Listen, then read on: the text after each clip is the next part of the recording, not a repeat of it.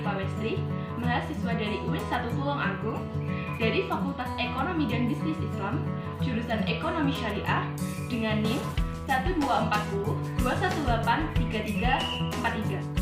Pada video kali ini, saya akan memaparkan kegiatan yang saya kerjakan selama melaksanakan kegiatan PPL yang dilakukan di Lembaga Home Industry Saleh Pisang Barokah milik Bu Khoirul yang ada di Desa Syotobagus, Kecamatan Besuki, Kabupaten Tulungagung.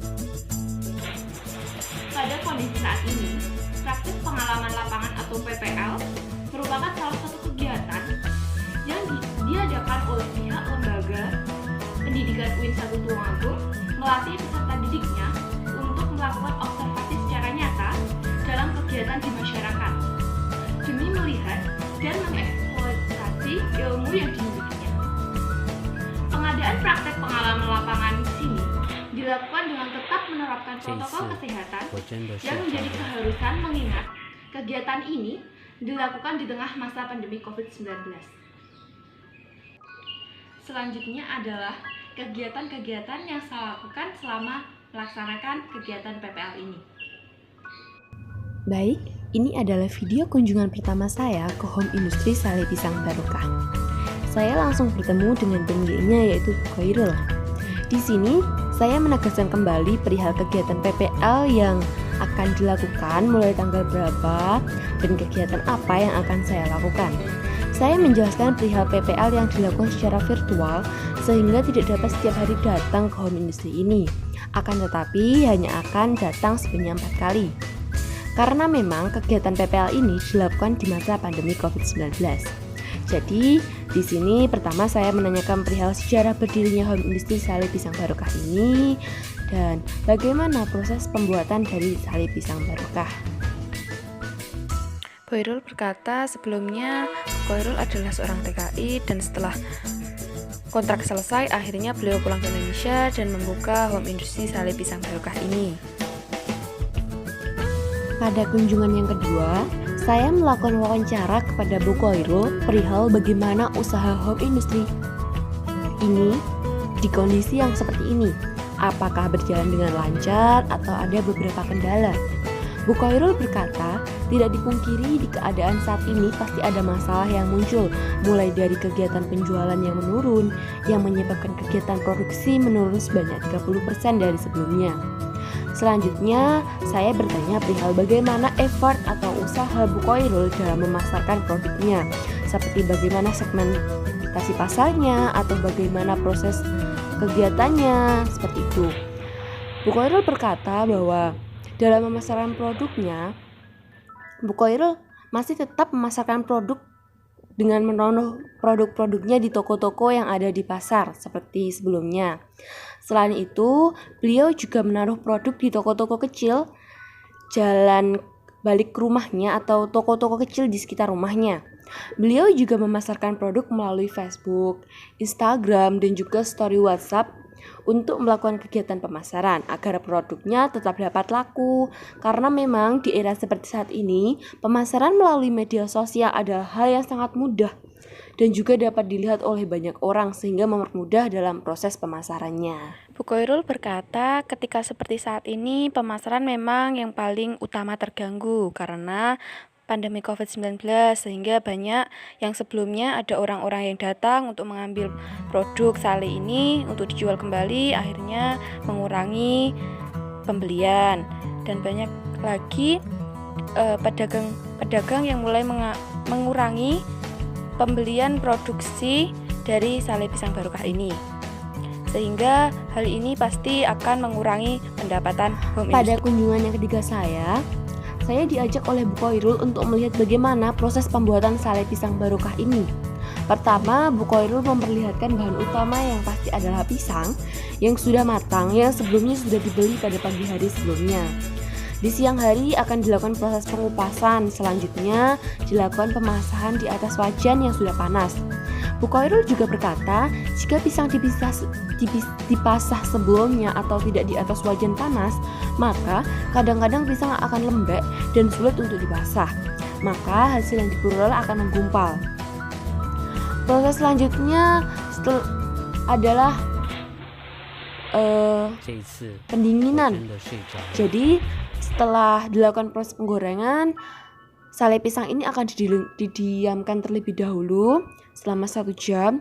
Untuk selanjutnya akan dilakukan pengemasan. Bu Khoirul memberikan beberapa tips seperti pemilihan pisang yang benar-benar matang, karena memang jika pisang tersebut tidak matang maka rasanya akan kurang manis, sehingga akan menyebabkan sale pisang menjadi sedikit asam. Dan juga banyak lagi masalah yang muncul ketika ada masalah di pemilihan bahannya.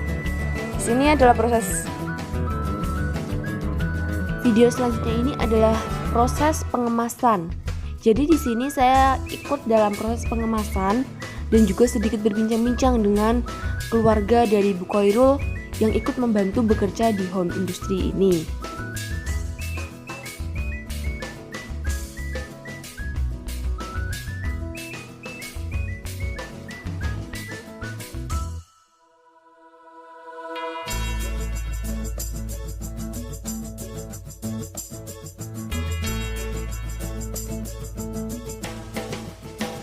Di sini saya bertanya perihal jam berapa mulai melakukan kegiatan pengemasan dan bagaimana cara-cara yang harus dilakukan untuk melakukan pengemasan. Seperti pertama, melihat apakah sale pisang sudah dingin, kemudian menyiapkan plastiknya, kemudian memasukkan, dan selanjutnya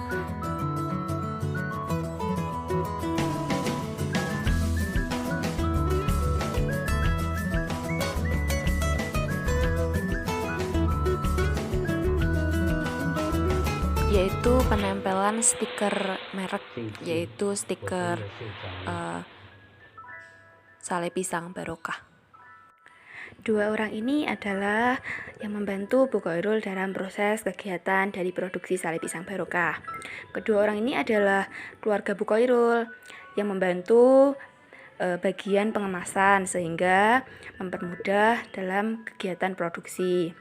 Bu Khoirul juga sebenarnya memiliki 2 lagi karyawan yang hanya dipanggil ketika pesanan banyak, yaitu karyawan freelance, yaitu ada 2 orang. Dengan adanya 2 orang tersebut biasanya akan dipanggil oleh Bu Khoirul apabila terjadi banyaknya pesanan. Tapi untuk saat ini pastinya hal tersebut tidak dilakukan karena memang pandemi COVID-19 mengurangi produksi dari sale pisang barokah ini, sehingga menyebabkan 2 karyawan tersebut hanya beberapa kali dipanggil dalam seminggu.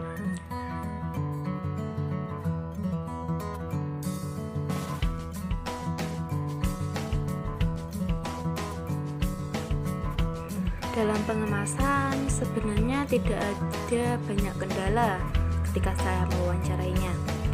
Sebenarnya Bu Khoirul ada 3 kemasan. Yang pertama yaitu kemasan dengan harga 1000-an, dan juga kemasan dengan harga 6,5, dan juga ada kemasan yang besar yaitu 12,5.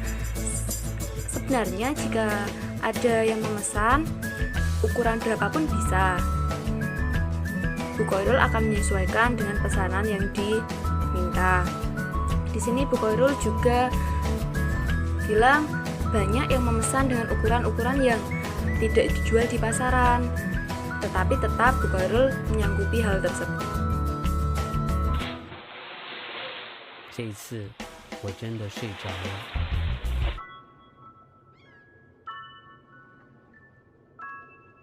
Baik, dengan PPL ini kita sebagai mahasiswa juga bisa belajar dalam mengamati dan mengobservasi dari segi manfaat dan juga potensi bagaimana dalam mendirikan bisnis itu sendiri, serta bagaimana agar potensi ini mampu berkembang. Di mana dengan ini PPL sangat bermanfaat bagi pihak lembaga masyarakat, lembaga pendidikan serta mahasiswa sebagai bahan pertimbangan dalam pembuatan kebijakan serta sebagai rujukan dalam potret untuk mengoptimalisasikan potensi dari ekonomi yang ada dalam masyarakat, sehingga untuk kedepannya PPL ini bisa digunakan untuk sebagai bahan rujukan untuk membangun ekonomi masyarakat akan berkembang lebih baik lagi. Sekian video ini. Baik, terima kasih. Sekian video kali ini. Stay healthy and stay safe. Wassalamualaikum warahmatullahi wabarakatuh.